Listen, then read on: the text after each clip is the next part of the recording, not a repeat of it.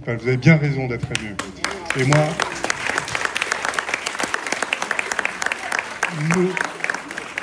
nous le sommes tous.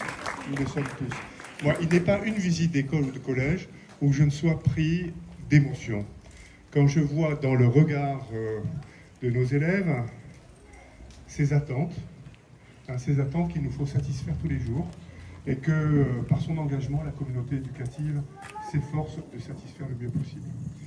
Donc je tiens vraiment à vous rendre hommage, Madame Sacco, rendre hommage à l'ensemble de votre équipe.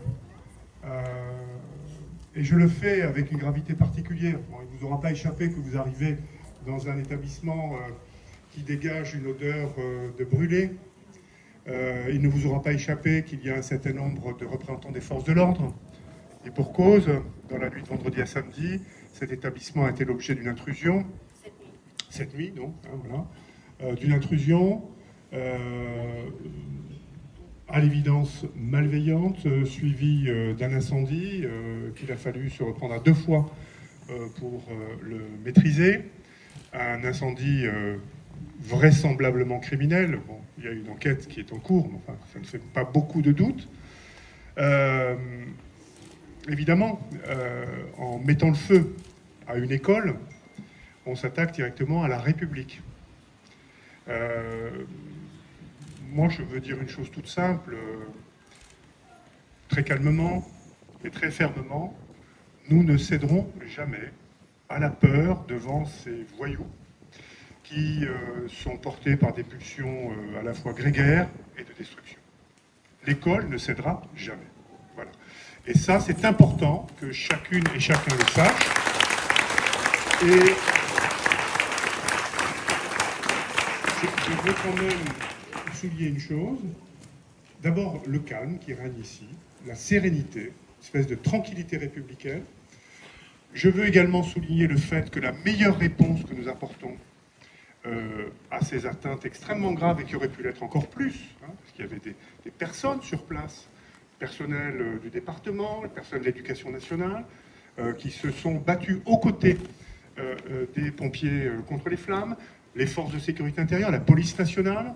Il n'y a pas eu de victimes, c'est un miracle. Voilà, c'est un miracle. Donc nous sommes calmes, tranquilles, sereins, et la meilleure réponse que l'on apporte à ces atteintes, c'est votre présence à vous. Voilà. 165 élèves qui vont se lancer dans une joute qui, personnellement, me laisse perplexe. Moi, qui n'ai jamais vraiment brillé en mathématiques, mais j'ai coutume de dire que ça vous laisse un bon espoir.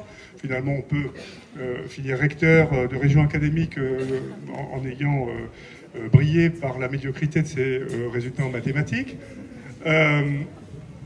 Au-delà de cela, ce que je note aussi, c'est la solidarité de tous les acteurs publics. Je tiens à remercier Monsieur le Préfet, qui a veillé à ce que Monsieur le Sous-Préfet d'arrondissement soit à nos côtés. Sa présence est ô combien précieuse. La présence des collectivités, bien sûr le département représenté par Madame Benabida, la mairie de Saint-André, qui une fois encore a été au rendez-vous. Et je crois que là aussi, c'est une façon de rappeler que face à ces comportements, il n'y a pas d'autre réponse que celle de la cohésion de l'ensemble des acteurs publics, l'État et les collectivités territoriales. Voilà, maintenant vous allez vous lancer dans une très belle compétition, 165 élèves, vous n'êtes pas ici par hasard, vous êtes ici parce que vous avez fait la preuve de votre agilité d'esprit. C'est un moment que nous voulons festif avant tout, c'est une compétition qui doit rester aimable. Hein, ça, je crois que l'esprit de fair play doit régner. Il n'y aura que des gagnants, hein. Ça c'est quand même important. Il y a ceux qui iront en finale, mais vous aurez tous gagné. Le plaisir de vous retrouver aujourd'hui. Et puis on est en plein dans les priorités de l'éducation nationale. D'abord le plan mathématique, faire en sorte que nos enfants montent en compétences en mathématiques.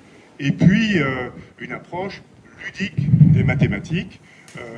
Au fond, on peut apprendre, on peut progresser en s'amusant. Je crois qu'il n'y a aucune antinomie dans tout cela.